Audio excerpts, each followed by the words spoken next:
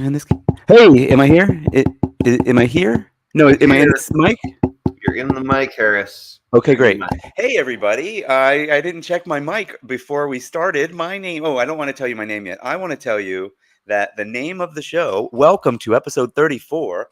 Welcome to episode 34 of the Tellman and Fellman show. That's right. Today, my name. Well, I'll tell you my name in a second. Today, we don't have a guest today because he made me cancel the guest. You're going to find out why. It's a good guest. We're going to have him back. He's a great guest, and that's probably why we canceled him. Because you'll find out in just a second, or if you can read, you'll know why. My name's Harris Fellman. We're being joined today live from Florida, not Vermont, St. Petersburg, Florida, I think. Yep, St. Petersburg, Florida, near where my mom lives, definitely where his mom is currently living. Please welcome my guest or my co-host. That's right, Tellman Knudsen. Welcome. Thank you for that glorious, glorious introduction, Harris. Welcome, everybody. You may have heard that there was a hurricane recently. And I'm in St. Petersburg, Florida, where my mom lives, my sister lives, and my cousins live, or lived. I mean, they all technically still have homes, but they're all completely inhabitable. Sorry, when you said lived, you scared me. Like uninhabitable. Everybody survived, right? Everybody in my family survived, but lots of people in the neighborhoods of both my cousins and my sister passed away. You know, your sister has literally seen them pulling people out of condos nearby. It's true. Yeah. So pretty intense. Yeah. I just flew in last night and I haven't even been outside the house yet today. So I haven't really investigated and I haven't been to my mom's place yet. We're going to be going over this afternoon or my sister's place, but they basically lost all of their possessions. My sister has 2 young kids. My cousins have 2 young kids. And most of the possessions. So pretty serious stuff. So there is well, we're going to be talking about all sorts of good stuff today, but there is a GoFundMe link in the description if anybody is feeling philanthropic. If anyone feels like they want to lend a helping hand, literally, it is amazing the devastation. So I decided to come down and spend 10 days cleaning up. So we're going to be, you'll see at least 2 episodes of the Tellman Fellman show from Florida. So yeah, that's more than 2, right? Did you say at least 2? Yeah, because I'm going to be here for 10 days. So I would think way more than 2. Oh, I was thinking once a week. See, I'm totally... Wow, we've done 34 episodes in 6 weeks, that's right. Which is one a day for 5 days a week. I was just having a brain fart. Yeah, so you're going to see a whole bunch of episodes of the Tellman and Fellman show from Florida. Should be interesting. Should be very interesting. While I'm thinking about it, we did have to reschedule our guest because he's on the West Coast and he was at he was scheduled for 2 hours from now, and and Tellman wants to be at his mom's in about 2.5 hours from now. Yeah, we have a big work party at 1 o'clock, and so he's invited people over to help, or they've invited people over to help. Everybody, physical work party, not the work parties that Tellman and I do, which is all this remote stuff because we're all just working remotely. It's a real work party. That's right. I don't know. Will there be partying? Will there be drinks? You think? Probably. No. I mean, it's Florida. You got to have a couple beers down there. I have no idea what's going to happen. We'll have to wait and see. If there are drinks, it'll probably be afterward. No. Yeah. We'll see. Yeah. This yesterday I had a meeting with. I consult for Warrior Plus, and we had our weekly meeting. And at the beginning of the meeting, we're supposed to say something positive, and most everybody did. And one person said something. His positive was actually really a horrific tragedy, but his positive was how grateful he is to, be alive and that nothing happened to his child and stuff like that. So not to use your family's tragedy in that way, but it's a good time. No, like everyone survived a devastating thing. Yeah. I mean, we have to. It makes it so easy to be grateful when you see things like that. Like, I still have all my stuff. I mean, I gave away more stuff than they probably lost in the flood. Like, to move from well, probably not. They probably lived in their places longer than me, but you know what I mean. I gave away a lot of stuff. Like, we're about to buy Hudson a jacket, and I'm like, I think I think we gave away a freaking jacket, dude. Like, come on. But anyway, so yeah, I mean, anybody watching, like, that's, for me, it's a really good, it's always, when you hear about things like that, just like, I take a second to say, oh, thank you for, for the nothing happening. Thank you for this table being here. Thank you for this luxury of some lemonade right now, and it makes it really, it's easy to be grateful when you really think about how much we have compared to other people. So anyway, this isn't going to be all about that. I think we should try to talk a little bit about marketing, and Of we course. want to start. We do say the magician underneath here, and we do say the hypnotist over there. So Tellman is gonna, I'm gonna do some magic, and every show I'm gonna try. We're gonna try to remember. I had a trick ready yesterday, and we just ran right over it, and then we talked about kind of real magic by the end of it, like with Jesse Elder, and then. I think Tellman. I think you should hypnotize. I think you should. No, would that work? Can you hypnotize everybody? Or is Oh there yeah, is I there can like hypnotize everybody. is there like a Maybe quick not on the show. Maybe not on the show. Maybe on a different no, show. I was gonna say though, there's no like sort of, or maybe you should have some words of hypnotic wisdom or something. I don't know. Like, okay, you want me to do the magic trick? I Yeah, see. well, you had asked about doing the Okay. magic trick. Okay. Yeah, there's a whole setup for it. It was great. Well, look at Yeah. that. I have So my table so back here. Uh, should I take myself off the screen entirely? Do you want me on no, here or I think not? we like to see your reaction. You're part of it. This is you're gonna be part of it. Um, Let me put this a little higher. Get this right one day. So, anybody? There's my living room that I don't like. Now this is in my. Can you guys see the? There we go. How's that? That's good, right? Perfect. You can't see me. There we go. I'm Yeah, the we should most be able to. important part of this. You don't think we should be able to see your face? No, I do think you should be able to see my face. Sorry, I haven't done this in a while. This way. Clearly. Am I on camera? We can see your chin, dude. We can see your goatee. Oh well. Do that.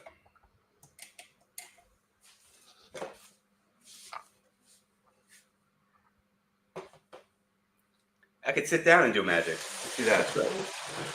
Today, I'm going to sit down and do a little magic for you.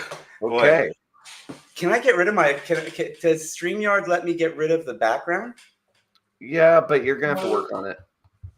All right. I think. Well, maybe it doesn't actually. Maybe StreamYard doesn't do that. I don't think it might not. Okay, first of all, watch this. Oh my God! Now it's red. It's magic. It was Okay. incredible. I just pulled this away for anyone not paying attention. All right, so we'll do it sitting down. This will work. Okay, so we have a nice deck of cards here. Oh, sorry. You guys want to see them? You can see it okay? Oh yeah, you could blur yourself out if you really want to. If you don't want us looking at your vacuum cleaner, you can go into the settings. Settings. Yep. And then there's Virtual background. Virtual background. All right.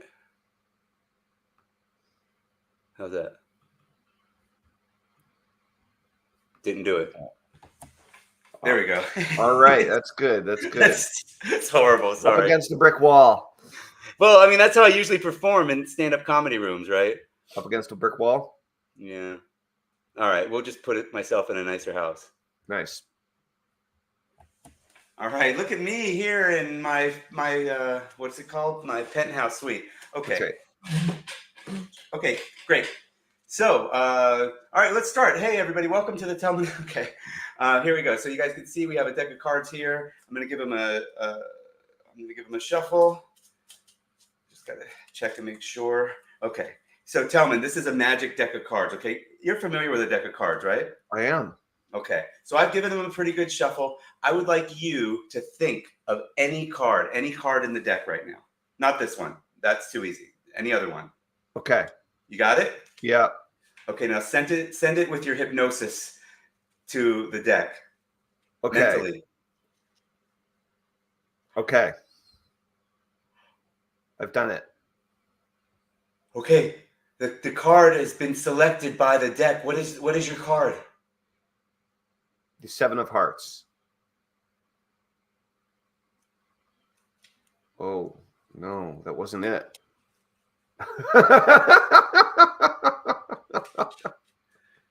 Oh, Is that the one that's missing from the magic That deck? maybe we should try it. Maybe we should try it differently. Hold on, let's try it. Let's see if we can magically make your card appear instead. Instead of me doing it with the. Sometimes the deck messes up.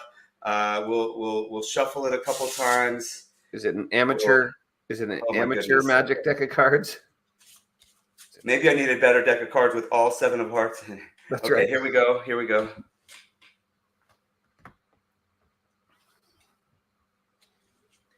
Okay. I just shuffled them. You guys all saw me shuffle them. Will it be pretty cool if your card is right here on the other side? It'd be pretty cool. All right, look at It would be that. pretty cool. It's hard. It says your card, but it's hard to see with the blurred background. Now you know why you don't do blurred backgrounds. That's right. I won't blur my background next time. So it's your card. Your Hey, card, I see. It's so good. That's isn't that such a good great? trick. Wow. All right. Hold on a I'm second. befuddled. Let's do some real magic with your card here. What was your card again? 7 of Hearts. There we go. The 7 There of it hearts. is. That's all it took. That's all it took. Hey, all right. Next level. Okay, that's it. I'm gonna unblur my background and just block it, and I'll be right there. All right, rock and roll. Well, while Harris is unblurring, all right, guys. Well, welcome and good morning. Yeah, we were gonna have master of email deliverability Travis Ketchum on, who is great. Travis runs started and runs Campaign Refinery, which is one of the email providers that I use. Very, very smart dude. He's been in the game for a super long time and has created a really cool autoresponder system that's specifically designed to improve your deliverability. So if you follow the instructions, that is, if you do all the stuff that he says to do. Travis, very smart, and yeah, I was concerned that I wouldn't be able to make the interview or make the full interview because of the trip down here. So we're going to bring him back on a different day. Today, Harris, did you have any topics that you wanted to bring up? Do you just want to freestyle it today? What do you have on your mind? Yeah, I think we can freestyle it today. I think I did have a couple of ideas, but maybe they'll come to us in a bit. Well, I mean, why don't we just tell people what we're working on, like where we're at with what we're working on, and what you want to do that, or yeah. No, I mean, we haven't actually talked about automatic audience very much in the last month and a half while we've been doing all this stuff. So, yeah, let's just give everybody an update on what's happening in Tellman and Fellman land. So, guys, before we started the Tellman and Fellman show, Harris and I, we've been friends for about 18 years, and we decided to launch a new product and funnel together. We created a brand new but old and proven system. So this is the system that I ultimately used in order to launch my business. It was the first comprehensive marketing home study program that I created back in the day. It was called the Perpetual Marketing Machine, and it taught people how to run wildly successful virtual summits. And it turned out to be the single most effective methodology that I ever taught anyone, that I use for myself there. I taught anyone in order to build a giant audience, build a giant list really fast, get a lot of name recognition in your market or niche, and to make a bunch of money in the process. And it worked so well over the years. Harris and I have been involved. Well, I did it too. I did the same business model, the perpetual marketing machine or automatic audience business model, really. And I think I did it a tiny bit different. But so that's everyone good. does it a tiny bit different. I mean, Yeah. Everybody puts their own spin on this thing, right? And the first time I did it, I made a lot of money doing it, built a good list. But most importantly, it's really what launched me into this, I would say, career of solopreneurship that I've been in for over almost, was it 20 years? No, 18 years. 18 years for that. So and then I did it a number of times over the years, and I've taught it as well. And so when Tellman and I wanted to come together on a project, this was the one that we naturally came together on. You're blurring your background. Yeah, I blurred my background while you were doing your magic before you even did your magic trick. What do you think Okay. about that? Okay, fine. No, fine. Yeah, Yeah. that's right. I'm gonna join you. Yeah, Mm. it's gonna be a blurred background kind of day. I don't normally blur my background. I like having the real background. It Are creates a you in a certain amount of, hotel room? what I'm not. I'm in an Airbnb. Oh, cool. Okay. Yeah. So just So wondering. so guys, if first of all, if you have any questions about email marketing, internet marketing, or more specifically, like why create a virtual summit, what are your objections, what are the reasons that you wouldn't create a virtual summit, what do you want to know about this, please ask. We will happily share. So, less about that. What I was hoping to talk about too was like we've been working on this project for a few months. We just went live with our sales page and our funnel. We have some customers. I did get some feedback from one person that would he said so. It's a question that maybe somebody in the would ask. So I'll ask that Great. to you in a second. Um, and so it's in motion, and at the same time, Tellman's down in Florida, and we're still going to get stuff done. That's right. We have a lot of deliverables now to give to the current customers, and then we want to start promoting it beyond just our internal lists. And like, so we've just started a business, and I think it's worth talking about it. Yeah, we might as well document the process. Over the years, there have been a few companies who've done a really good job of documenting their business growth. I'm trying to remember. One of them was a SaaS. It was like a tracking service or something, and they blogged about like day one, like first customers and things. It's a good process. I think it's worth, like, let's just kind of say, hey, if we don't have an interview person, if someone drops at the last minute like has happened, or we need to cancel for a reason like this, yeah, let's just starting now, let's just make that the topic. So how are you feel? So the results, look, let's be real. Are we going to be super transparent? My list is not performing, as well as I'd like. List deliverability has been a challenge that we're learning about. Part of why we have Travis Ketchum coming on, That's right. to talk to him about it. I get a really good open rate and everything, but ultimately, because of the way you have to, really the way we have to communicate with our audiences now is different than what I'd say Talman and I grew up with, It which really is is. which Yeah. is like, hey, we've got a list of 100,000 people. We just keep mailing them, and they'll, the ones that don't want to be on it will unsubscribe, and it doesn't hurt anything. Now it hurts.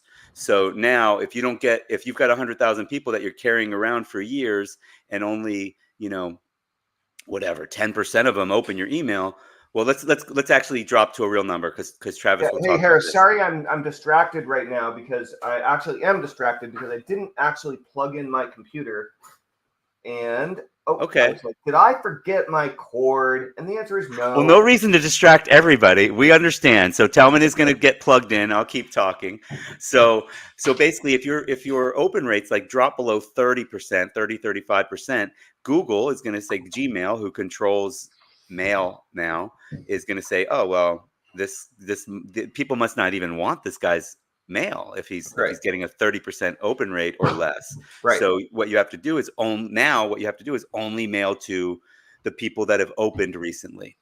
So if you've got people that have opened recently, some people, like, what we're learning, okay, is that, I don't know, I guess I shouldn't go too deep on it, but anyway, we'll talk about that when we talk to Travis. But anyway, so we've gotten a few hundred people to come. We've gotten plenty of people to sign up for. It's a $27 course right now. That's the price that we're releasing it at. And this is something that, Tellman has literally sold for $4,000 in the past. I've sold for 500. Not the Yeah. exact thing. It is. I mean, it's totally updated, but for all sakes and purposes, it's a $4,000 training that we're giving for $27, right? Yeah, Which is and absurdly low.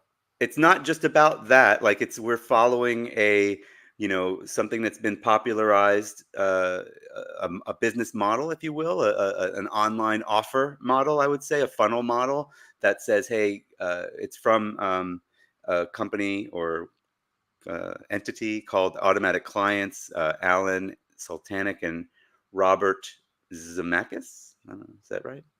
I don't Can't remember. pronounce Yeah, those crazy names. But anyway, but they're not the only ones that have taught this. It's basically to do a low ticket front end, self liquidating offer. They take it kind of to the next level by saying, really give the whole how to. Like, so that's what we're doing for a very low price, is really giving the whole how to do the thing. And we're telling people how to do a pretty powerful thing front to end. And that's actually, that's scary. Like, I'm talking to, well, we've interviewed Johnny Andrews recently. He's got something coming out called Faceless Business Empire. He's doing this model as well. And he's like, oh, should I charge 97 instead of 17 or 7? And and I'm like, um, I mean, that's not what the model says to do. So, right. and but we all have this, like, because it's such good. He's giving away such good content. We're giving away such good content, like the you Yeah, know the value proposition to us. But the reason to do that is to really create. Well, first of all, I mean, that's why we got into this. Really, let's can we be honest about that? Like, I got into this to actually put information in people's hands that can help people. I want to make money too. And this model allows you to scale bigger because you're able to sell a thing for less. By the way, you're super choppy and uh, yeah. So the yeah, I know. Airbnb gets a thumbs down from me. Um, so, but at least you have electric too, and at least your Airbnb is not flooded. So there you go. That's right. That's right. So, can you hear me? Okay. Yeah, I hear you fine. We're just gonna have to deal. Uh, you We are where are you just are. going to have to deal. It's true. Yeah. Yeah. So, if it gets really bad, I'll try hotspotting my phone instead. I don't know why the internet's so clunky all of a sudden. We hear you Uh, great. what? Okay. Good. Good. So, yeah, guys. So this model that we're calling automatic audience, it was born out of how I got started online originally back in 2003, and then Harris followed this model along with his business partner Merlin that we interviewed not too long ago. And if you want to check out their story, go look for the Merlin interview in the Tellman and Fellman show. And like Harris, I know you said you made a lot of money, but like you made a lot of money. Like you did a how many interviews how many webinars or teleseminars were involved in that Well, original so interview Merlin and I series? have a different memory on the dollar amount. So I think that that's because he's um, adding from a longer period of time Mm. than the 12-week. I think Well, I'm we'll go I'm with your memory, Harris. Just so like go with your own memory. Yeah. my memory is that we came out to do a 12-week seminar series, a teleseminar series, and and by the way, not all of them were. Most of them were not high ticket. Maybe 3 or 4 were high ticket. Most of them, some of them were almost nothing, and some of them were mid ticket and low ticket and nothing, because sometimes it was about the person's name. So anyway, it was 12 interviews, including the monetization tactic on people signing up for the virtual summit itself. So that was about 8,000 immediately, but it was probably 12,000 during the course of that, and then a total of another 170 something thousand in sales. Um, so oh, I bet he's right, because it was probably I was anyway. He thinks it was like 375, and I think it was 180 something, which is like kind of split almost 50-50. So Right. To it sounds double. like Yeah. I was calculating my take. And by the way, but that's total sales, and then we were Right. affiliates, so it was more like a little less than 50% of whichever number you want to believe. So let's just say a little less than So um you guys did you know 300 grand in sales. You made half of that, and then you split the profits. yeah, You so know, like we yeah. each made 80 something thousand, I think. I think that's possible.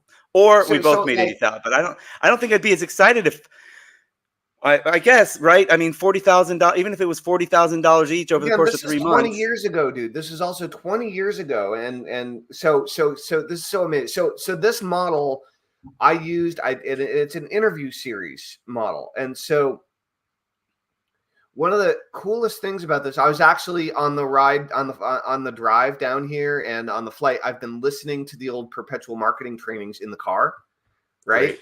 So listening to myself from 18 years ago is pretty funny.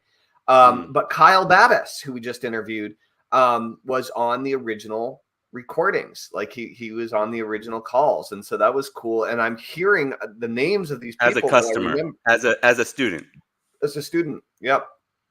And there are other people that I'm remembering their names that they said hi and they were checking in at the beginning of the calls and so on. So I think it'd be cool to call them all back, that with all the people that were like live on the call and interacted, and see if I can track them down and see what they're doing now. But it really turned out to be like the model, that worked for me, right? And I taught to literally thousands of people. After I created the original version of the course, we worked with Dan Kushel, who we haven't interviewed yet, but we will. And Dan actually later on started a new business with Joshua Shafran, and Merlin, I think, was also a partner.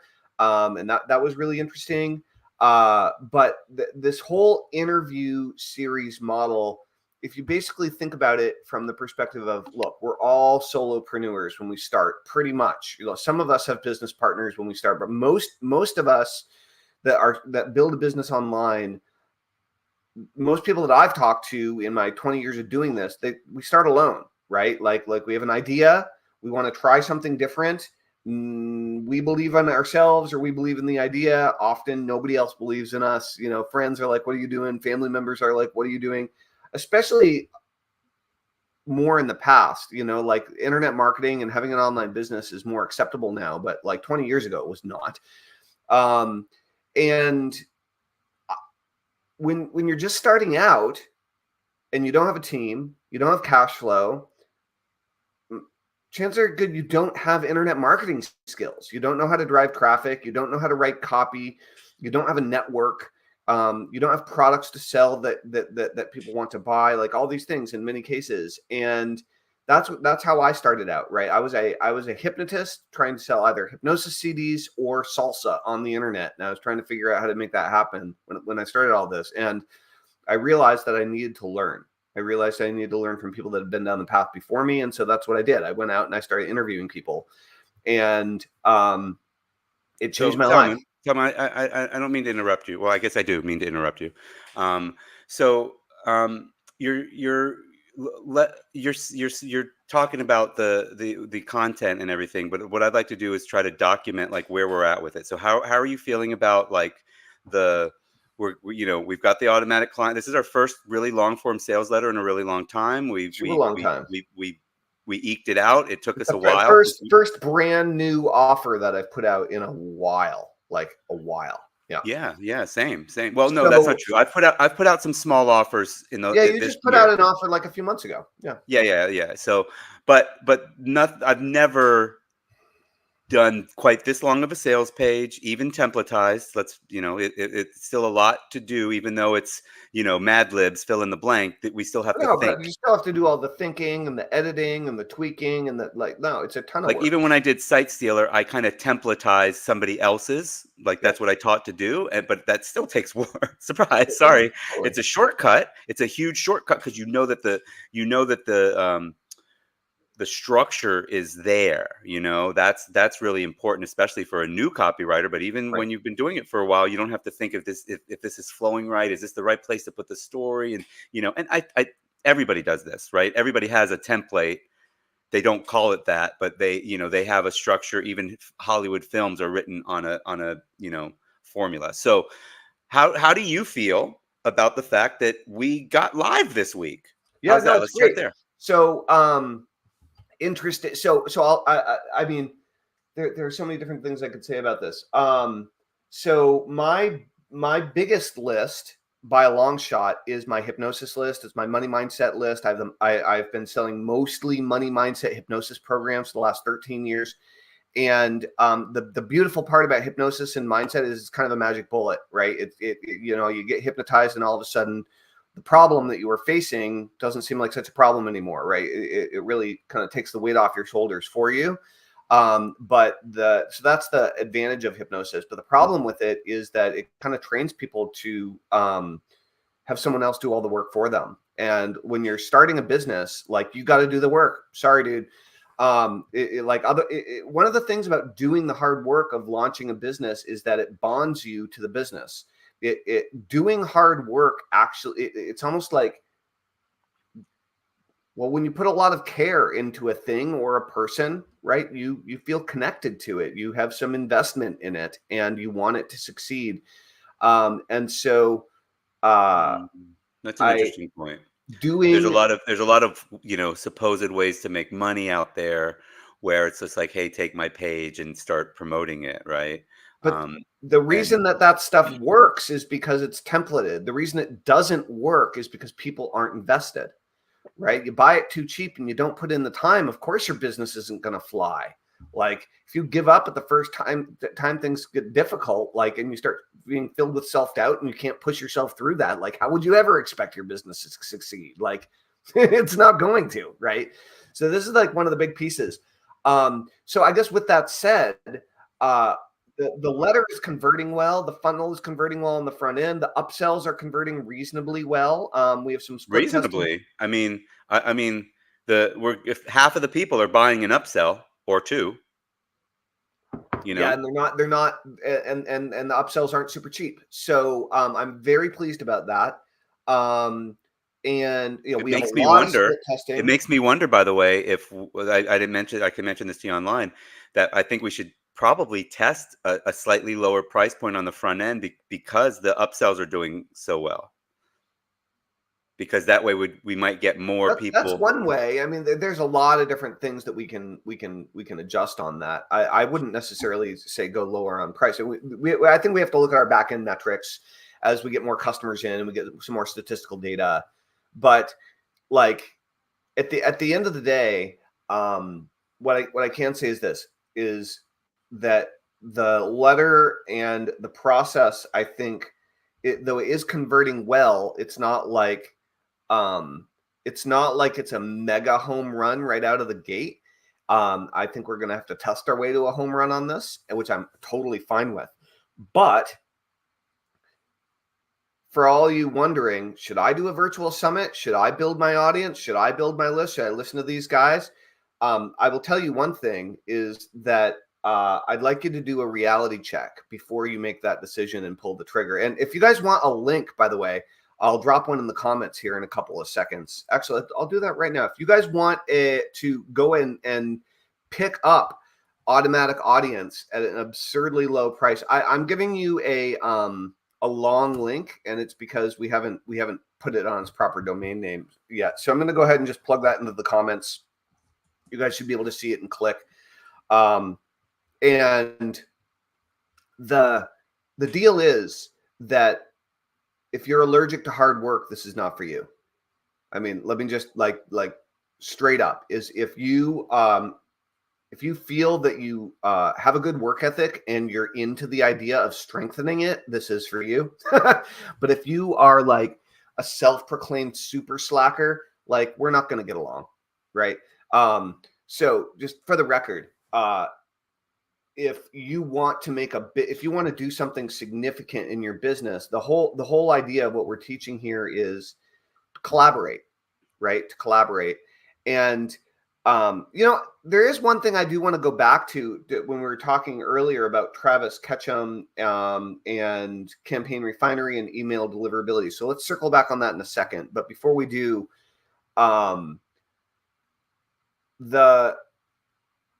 do you not want to talk about how the funnel's doing and stuff? You just want to talk about the actual product? I mean, if you want to talk about how we're going to improve it, or like what do you actually? If we say we're documenting the process, what's next? Yeah, let's. Well, I mean, I didn't say we're documenting the process. I mean, let the record show. Oh no, you didn't. I thought at the very beginning we said Oh, you just said a lot of other people do. Yeah, I didn't say that I wanted to document the process. Okay, never mind then. If we're gonna do that, we actually need to talk it through, I think, because here's why. I mean, one thing I learned about in Strategic Coach is the difference between front stage and backstage in a business. And you never let people backstage because um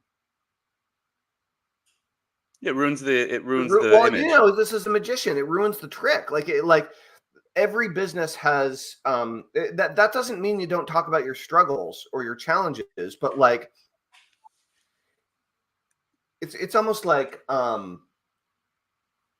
we're showing people the sales letter that's front stage, but we're not letting people into our ClickFunnels account to root around. That's backstage, right? And so, I mean, if you want to talk about aspects of it, we could. I'm just not sure, like where, like Well, let's just say where we're like what's going with all next. this. So what's next for us? We've got it. It's converting. It sounds like you're not happy with the sales page conversion rate out of the gate, which is common, and that means we should just quit and do something else, right? That's it. No, I mean, there's all sorts of stuff. I mean, um, I guess my biggest fans, my biggest Tellman fans who are entrepreneurial, who are interested in internet marketing and mindset, like they're definitely buying this stuff. But my mindset list mixed with how to make money on the internet is a little bit of a message to market mismatch. So it's not that I wish the letter was converting better. We're going to really see when we kick on our paid Hmm. advertising campaigns. Like that's our game. That's our real Yeah, game because with I this. made sales too with my, and kind of mostly entry level, online entrepreneurs who are trying to build a list. So, it's a Right. big hot, we're offering them a big hot button, which is because it's the best way to build a list. Um, and some of them are willing to work. One person did respond back, which I wonder if some of your mindset people are in this category. And I let them off. I'll be honest, I let them off the hook, but they said, so if I'm an introvert, this really isn't for me. And Ah, and I said, well, it can be if you're willing to get over your fear of public speaking. And the great thing about doing interviews is that it's not leaning heavily on you. I'm a on our interviews that you and I do. I'm a little bit more outgoing than you are. of course. Yeah. We're not doing it on, we didn't talk about that, but this is kind of how it's settling in. Yeah. You've got a more recently sharpened marketing mind. It's all still in my little, but I'm a little bit more like, and but then also because I have the performer side, Totally. I'm like, because you're a real hypnotist, you're not a stage hypnotist. To be really Right. clear, like Right. Yeah. you I've never been trained. I mean, I've hypnotized thousands of people from stage, but it wasn't an entertainment show. It was a group of entrepreneurs. to help them with their mindset, Yeah. probably. Yeah. Um, so yeah. So anyway, but it's okay. I think we need to be okay with, what, it might not be for you if you're an introvert. I do know for a fact that there's introverts that have Yeah. succeeded with this Yeah. Yeah. model. I know, but if That that's that your but first here's the question. thing. To say, oh, is this model for me if I'm an introvert? Or there are a couple things. The first thing is that the best internet marketers that I know are all introverts at heart, okay, who've learned how to function socially outside of their computer, right? Most internet marketers that I meet turn toward the internet to escape people, okay? Like, and if they stayed in it for 20 years, like there's a certain degree of escapism involved. However, Hmm. um, just because you're introverted doesn't mean it's not for you. You get to choose what you're going to do with everything in your life, virtual summits or otherwise, regardless of how you feel. Like this is one of the biggest things. Like you can feel a certain way about something, but that doesn't mean you should or shouldn't do it. It just means you feel about that something. You have a feeling about something, and so so I have something called the anxiety compass. And the anxiety compass it's real simple. Okay. It always points true north.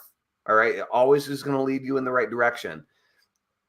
If you're, I mean, unless you're about to step out in front of oncoming traffic, right? So we're not talking about putting your life at risk here. basically anything short of putting your life at risk, if you think about doing it and it gives you anxiety, nervousness, anxiousness, stress, that's probably a key indicator that you're on the right path. It's an area where you clearly need to grow, okay, where you're clearly held back, where your fight or flight is kicking in a non-ideal, probably programmed from childhood or generational, or who knows. But if you have anxiety about doing something, that doesn't mean don't do it. It means you have anxiety about doing it, right? Um, so if all of the introverted internet marketers that I know didn't do webinars, like most of them would be poor, right? So webinars are an extroverted thing. I mean, it's you getting on a digital stage and presenting or interviewing someone else in a co-presenting fashion. And so, yeah, I'd like to soften what you said a little bit. yeah. Like, because like the idea of like doing something just because it makes you anxious. I don't totally agree with that. Well, I mean, But if you're I'm doing saying something, if you're doing something avoiding that's doing it because you're anxious. if you're doing something that's towards what you truly want, like if you have a goal in mind, I want financial freedom. I want to be an internet influencer, whatever. And there's things along the way that make you really anxious. I'm talking to myself right now as well. Then you have to remind yourself that growth comes outside of your comfort zone. Like literally That's how it the fact that happens. Yeah. so like we're in our comfort zone and we're like, hey, I want something over there. I want some. Oh, look, I'm covering up the microphone. That's amazing. So I want something that's over there. So I need to go outside of my comfort zone to get it. And then you need to ask yourself, do I really want the thing that's over there sometimes? And that's totally fine as well. You know, there's been a few posts going around that are like, you know, I think everybody should be should the only reason that you should have a job is so that you're saving money so that you can have a business. And other people that have been in business are like, no, I don't think everybody should be in business. I think Yeah. it's a lot harder than this freaking YouTuber is trying to make it out to be. It's you know, it takes a very strong drive and discipline and like you know, And it takes sacrificing a lot of other stuff in your life too, in many cases. it Right. can it Like, can well, you as can, you find your way toward a balance point where for a little while it doesn't, right? Like, I mean, look, success in any area of your life requires sacrifice in other areas of your life. Like that's fact. Like, especially if you want high level of success, like the higher yeah. levels of success require more sacrifice, Yeah, you don't right? hear about billionaires with great family lives. Rarely, rarely, right? Couple, yeah. And so That's not what's featured in the story. That's that's for right. sure. That's right. So this idea, back to the point. Look, if you're an introvert and you want to build a big email list and you want to be influential online and you want to sell your products and services, doing a virtual summit is a great way.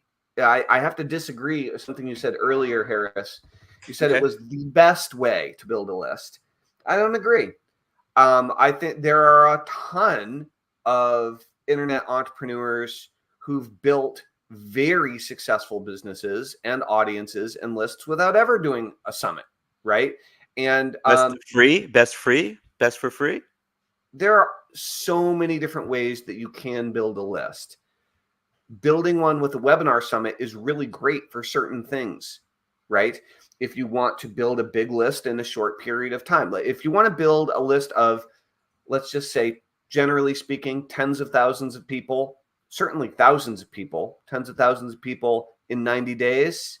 If you're like in a rush, it's a great way of doing it. If you've been a solopreneur and you've been plodding along at the internet game for 5 years and you don't, you know, and it's still your part-time thing and you're still not really making any money and you still don't really, and you want to get a dramatic accelerator, it's a great way to go. If you want to learn how to sell high ticket from webinars, if you want to learn how to sell multi-$1,000 packages from a 60 to 90-minute presentation, a virtual summit is a great way to go, right? But one thing that's really interesting is that in the new world of email, and this has come up in several of our conversations, there's this whole talk about uh, really email and our CRM and our autoresponder system. It's becoming a filtering system. Okay, it's not just becoming let's build a big list and mail to it and make a bunch of money. Now our email list and our autoresponders are a filtering system to prune out all the non-responsive people that aren't paying attention, either because they're, as humans, they aren't paying attention, or because their particular email is putting stuff in spam. One way or the other, they're not paying attention to your emails, right? And we're looking to kind of separate the wheat from the chaff. We're looking to separate the cream from the milk, right? We're looking to scrape the cream off the top. And We have to, though. It's not just as a, it's that piece is not just as a, good business practice anymore. Yeah, it used to be optional. Now it's necessary, right? And because, again, what I said earlier, which is the Google will look at that and say, oh, look, they're getting a 50-60% open rate every time. The people that are getting his mails must want them, Right. Right. And so here's what I want to talk about with this, because it's actually pretty sweet. So there's this idea, and we've talked with a bunch of marketers in the last 2 months about this, and this topic keeps coming up again, is how, and I mean, I've asked about it a bunch of times, is how do you set up your sequences when someone enters your list? How do you send email to them? How do you determine whether or not they're responsive? What period of time do they need to do what action within? And what it comes down to is different entrepreneurs have different degrees of aggression around this. Aggression's maybe the wrong term. Diligence around this. Some people like Sean Casey, like they need to see something happen within 15 days. A couple people said that same number. Yeah. Kennedy said 14 days. Yeah. If they opt in for some, ethical bribe, they opt in. If they don't, first of all, if they don't open that first email, strike one. And then if they don't open again for 14 days, they must not have really wanted your stuff. That's right. Bye. Or they didn't get it. It went to their spam. That's now you're not wasting your time with people that time and authority, time and what's the word I'm looking for? Respect? No. Anyway, it'll come to me. Attention, whatever. Attention. Yeah. But we've done something really cool here. So I've been told by Travis Ketchum and several others. Reputation. Sorry. That's right. Reputation. Not just the reputation as you think about it, but that's like a real thing according to the Google, right? It's like, what is your act? I don't know. Now I'm jumpy for some reason. My computer is not liking something. Something. I don't know. Anyway, go on. I'll be quiet. So one way that people are doing this is by creating a long autoresponder sequence. And for years, in several different businesses, I had long autoresponder sequences. Right now, I don't. And the idea is, okay, someone enters your list, and let's just say, for argument's sake, that our time frame is 60 days. We need them to at least click on a link in 60 days, or we're going to prune them. We're going to prune them off, right? I mean, that's too long. Sorry. Whatever. It's 30 days, 60 days. This is a moving target, right? The point is, whatever the day amount is, you have to have a number. And let's say we're going to put 60 emails, 30 emails in that autoresponder sequence. And if they click on one of them, they're going to move into our clickers list, right? Or our responsive list. Well, that's great. But what are you going to send them every day? That's valuable. That's interesting, right? Well, the good news, Harris, is that we figured it out. We've been doing lives for 34 sessions right? I still At this really, that's a great, we're it's only great. I love it. I still would love to give them a summary of it instead of yeah, sending them yeah, straight yeah, to the long one. yeah, But I yeah. think that's a great idea. But it's like it's And not all interesting. of them, are autoresponder worthy, even as it is. So that's cool. We've got Yeah. plenty already. But So we just kind of take some of the best ofs and maybe even move some of them earlier in the structure and what have you. I think that's great. yeah, so if you're diving in and you're building a sequence and you don't know what to write about and you're feeling stuck, one solution that turns out the solution that we did was to start a talk show, right? Yeah. Do an interview series, which is very similar, not that different from doing a virtual summit. The big difference is with a virtual summit is each of the webinars is much more planned out, right? Much more organized, much more purposeful. Webinars are usually fairly scripted, right? At least outlined. And these days, word for word doesn't make sense. Most people are showing up, in addition to their slideshow, showing up with headshot. You don't want to be all sounding like a robot reading whatever. But the main point, guys, is that if you're going to build a sequence and having really great content, interviewing people in your market and making that content the topic of your sequence to welcome people on is a great example of a way of building an autoresponder sequence. So that's something that you can take a page from our book on if you're looking for content creation in your autoresponder sequence. But yeah, the long and short of this, guys, is that if you want to build a big list, if you want to build a responsive list, if you want to build a profitable list, and you're interested in collaborating with others instead of just spending all your time by yourself in your little bubble, then Automatic Audience was built specifically for you. We created it for you. If you like the idea of teaming up with about a dozen or so other industry experts and really building a cool online virtual event that benefits you, your experts, and all of your viewers, all of your subscribers, the audience that you will build as a result of putting on this incredible virtual event. So, So that's a good, you bring up a good point too. One of the things that some, in talking to, I think Kennedy specifically, he mentioned that he was teaching virtual summits. And one of the big objections is, wait, I have to reach out to these 12 people that I don't know. Like, yes, you do. so that is a comfort zone thing, but how do we help them with that, with the course? What do we do? Oh, I got him while he was drinking. I must have been a waiter in Yeah. my past Well, life. see, I'll tell you what, the first thing you do is do the stuff that makes you feel uncomfortable and just be okay with that. Right. Like so when we talk about, Well, how do we get results though? I mean, just doing the thing that makes me uncomfortable, I can well, reach out to a you bunch of people. you had mentioned comfort zone earlier, and I was going to bring this up, but we went in a different direction with it. And this is relevant for you, Harris, because I mean, you used to weigh a lot more than you do right now, right? Like, how much weight did you take off, and what period of time? About, I think I'd say 55 pounds in about a year. Yeah. Okay, awesome. Like, that's a huge accomplishment, and um, Thank you. most people have experienced getting out of shape and at some point in their life deciding to get back in shape, and that might be to lose weight. It might be to improve how you look and feel. It might be because you suddenly become interested in a certain type of activity or sport for whatever reason, right? But like, if you're going to jump in and do a physical activity, sport, or exercise that you're not in shape for, and you're going to do that for an extended period of time, a little bit every day, like, you are going to be uncomfortable. You're going to be uncomfortable while you're doing it. And for 3 weeks, if you're exercising every day, you're going to be uncomfortable, like your whole body through and through, if you jump into an exercise program.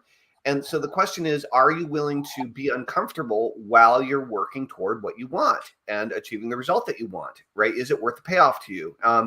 And kind of learning that that is one of the prices of success is key. So that is absolutely true in business as well, 100%. So whether you're doing whether you're reaching out to people that you don't know and you're facing the fear of rejection, let me tell you, I got 68 no's in a row.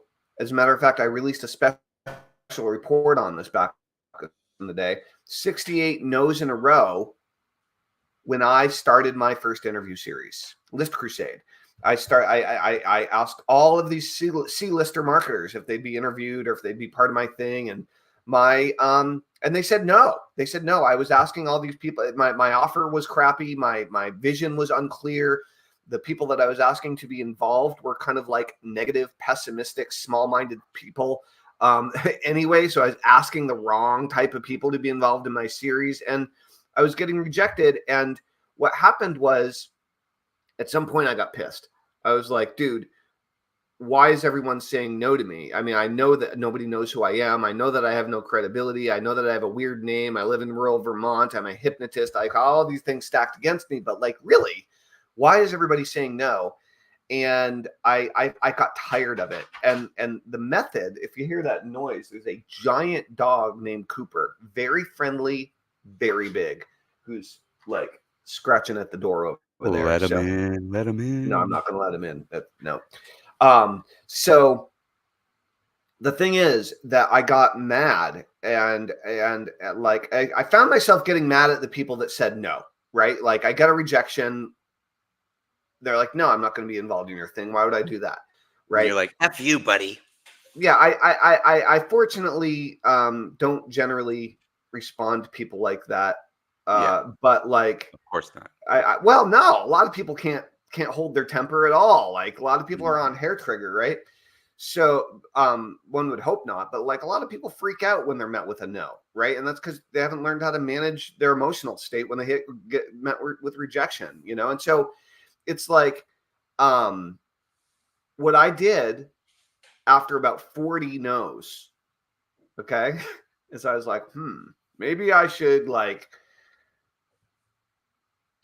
maybe I should, because I had studied NLP and I had read all Tony Robbins stuff at that point. I was like, maybe I should take a page from Tony Robbins' book and change my approach. If it keeps on not working, maybe I should change my approach. And so what I did was I started going to the people that said no, and I said, listen, I'm not going to try to change your mind. This isn't me begging here, but I would genuinely like to know why you said no, why you turned down my invitation, so that I can improve my pitch, because I clearly didn't appeal to you, and I would like to appeal to people like you.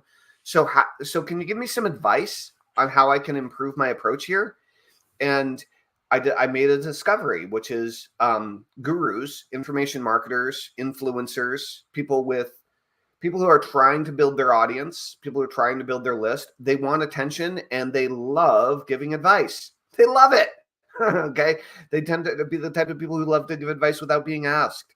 And so I asked them for advice, and lo and behold, they gave it to me. And so I started adjusting my invitation letter. I started adjusting my pitch. I tweaked it. And in short order, I successfully landed Jay Abraham.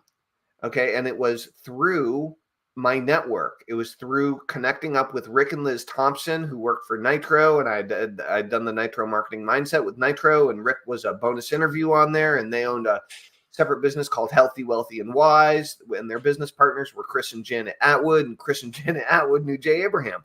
And so we got Jay Abraham on board with List Crusade. And so his name went under the signature on our squeeze page. And once that was there, it was cake to get all the A-listers. Okay. And so, of course. So for people that don't know, I mean, Jay Abraham is an A plus lister when it comes to, you know. Yeah. Jay is one of the living legends of marketing. Yeah.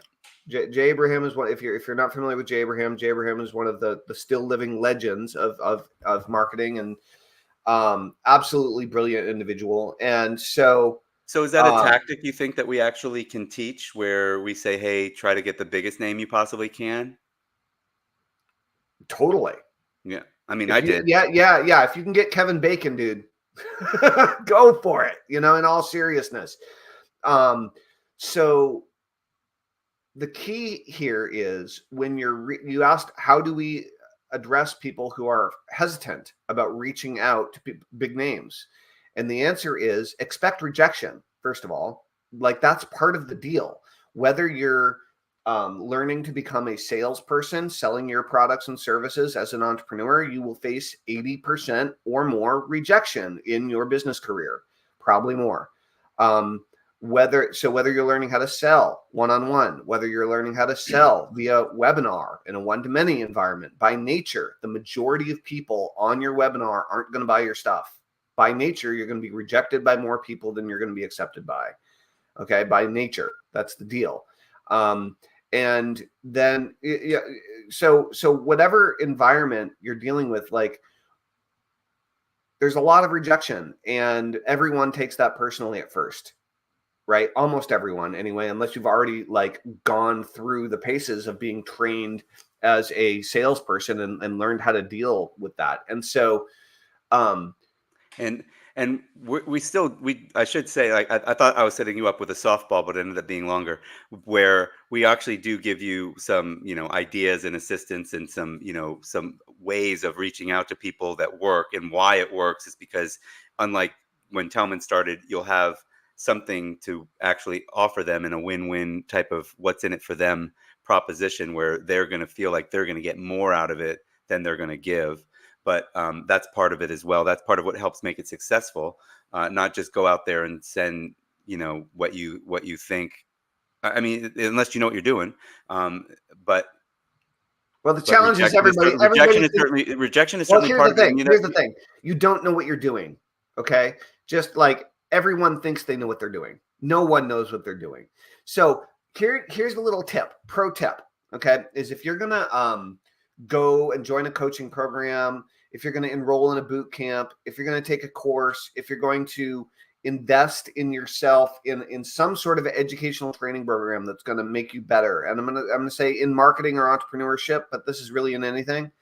Then step one is take that big brain of yours, take that ego of yours, and check it at the door.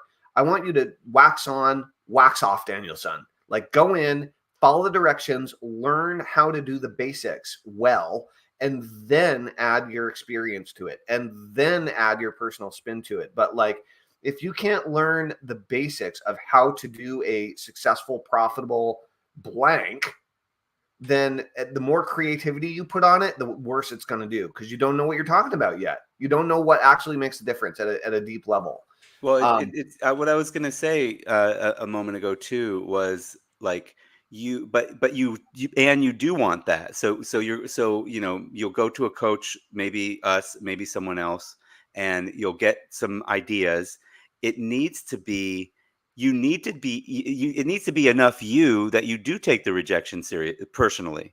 That's It right. can't just be, you can't just be disconnected from, Tellman, I copy and pasted the thing you told me to send and it didn't work. I sent Right. to 10 people and nobody responded, Yeah. Well, this is Um, where you have to learn to think for yourself to a certain degree, right? Like, this is your thing, right? right. We're giving you the instruction manual, but like at the end of the day, like it's highly customized to you. So this process works in I'm going to say any market in any niche, and if it doesn't work in your market or niche, we'll give your money back, right? Like, it pretty much works in any market or niche. And like, for example, if you are if you service mechanics, like if you provide products or service to like automobile mechanics, and you need to get automobile mechanics on webinars, I don't know if that would work. What I do know is that there are absolutely influencers in the automobile repair world online, and you might need to operate outside of the webinar world in certain markets or Yeah, you're niches. gonna have to. You could still, but conceptually, there is something that will work to it. That it's at least worth it for them to get the course and go through it and see how they can apply it to their industry. Like, magicians. Maybe I would be able to tell you how it doesn't work. They all want to get on camera, but none of them have a list, and That's they right. certainly don't have a thing that they can sell to make it, worth everybody's while, right? Like, Yeah. so it would have to be something coming at it'd be more like a business magician summit where you teach magicians how to, succeed in their business. So now you get a bunch of magicians on, rather than looking for audience, it's a little looking for audience members to watch a magic show, Yeah, I mean, it's on the other hand, like I mean, that's interesting that you bring that up though, because you could do the flip, which is which is essentially an open mic night, right? It's Right. a battle of the bands. Like you absolutely could do a summit. You could do a magic summit where you get the 12 biggest magicians Yep. who have the biggest audiences, who are going to all come on, and you're going to do a show with each one of them, and maybe in fact what they sell at the end is come train with me, right? I'll mentor you. Or maybe Sure. what, I mean, they're who knows what the package is at the end. But like if your goal is to build a big audience of People comedy who like goers, people who like magic.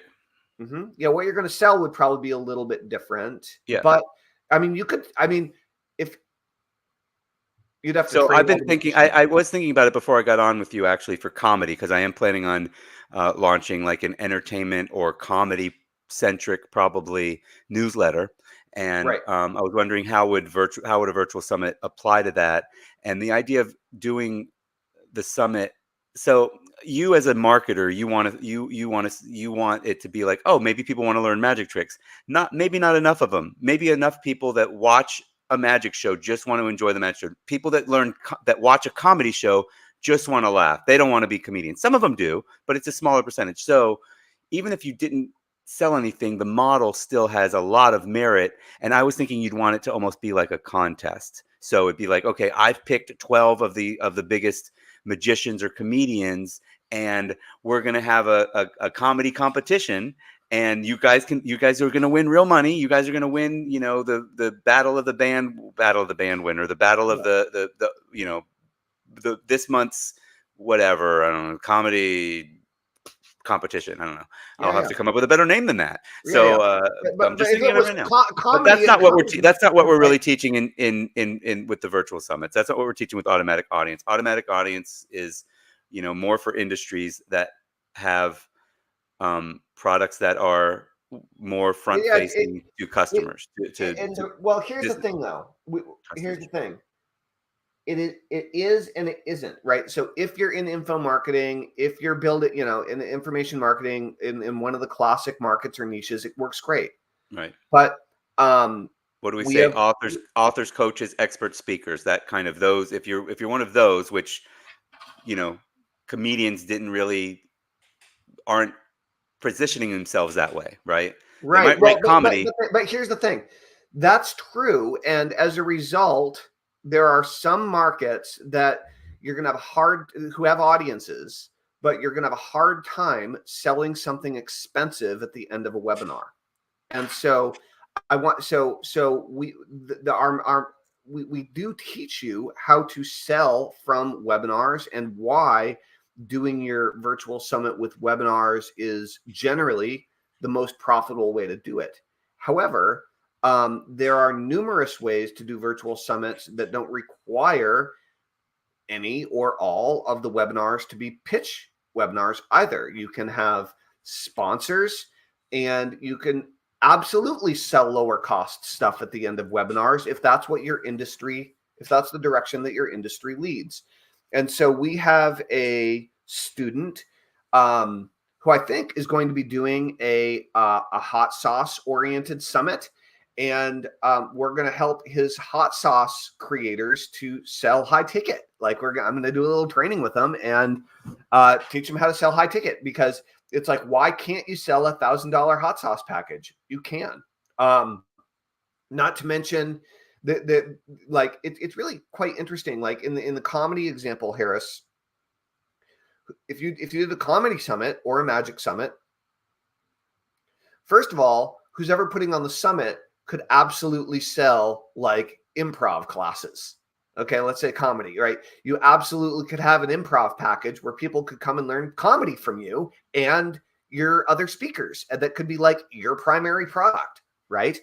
And then if the comedians or the magicians do have something to sell, whether it's a kit of magic tricks, or whether it's a magic coaching and mentoring package, or whether it's a how to be a comedian course, or like all these different things.